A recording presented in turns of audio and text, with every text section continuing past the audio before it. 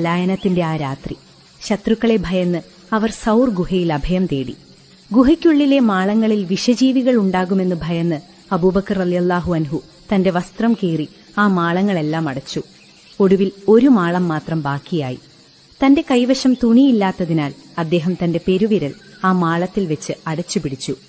തളർന്നു പോയ പ്രവാചകൻ അബൂബക്കർ റളിയല്ലാഹു അൻഹുവിന്റെ മടിയിൽ തലവെച്ചുറങ്ങി. പെട്ടെന്നാണ് ആ മാളത്തിനുള്ളിലുണ്ടായിരുന്ന പാമ്പ് അദ്ദേഹത്തിന്റെ വിരലിൽ ആഞ്ഞു ദംശിച്ചത്. വിഷം ശരീരത്തിലേക്ക് പടർന്നു. വേദന അസഹനീയമായി.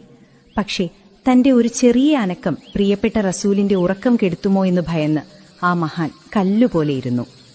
വേദന സഹിക്കവയ്യാതെ അദ്ദേഹത്തിന്റെ കണ്ണ് നിറഞ്ഞൊഴുകി. ആ കണ്ണുനീർത്തുള്ളി നബി സല്ലല്ലാഹു അലൈഹി വസല്ലമയുടെ മുഖത്ത് വീണപ്പോൾ അവിടുന്ന് ഉണർന്നു. അബൂബക്കർ, അങ്ങ് എന്തിനാണ് കരയുന്നത് എന്ന് ചോദിച്ചപ്പോൾ വിറയ്ക്കുന്ന ശബ്ദത്തോടെ അദ്ദേഹം പറഞ്ഞു, അല്ലാഹുവിന്റെ റസൂലെ, എന്നെ പാമ്പ് കടിച്ചു. പക്ഷെ അങ്ങയുടെ ഉറക്കം എനിക്ക് അതിനേക്കാൾ വലുതായിരുന്നു.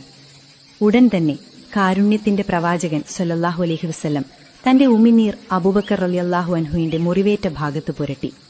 അല്ലാഹുവിന്റെ അത്ഭുതമെന്നോണം ആ നിമിഷം തന്നെ അദ്ദേഹത്തിന്റെ കഠിനമായ വേദന മാറുകയും മുറിവ് സുഖപ്പെടുകയും ചെയ്തു. തന്റെ അനുചരന്റെ വേദന മാറ്റിയ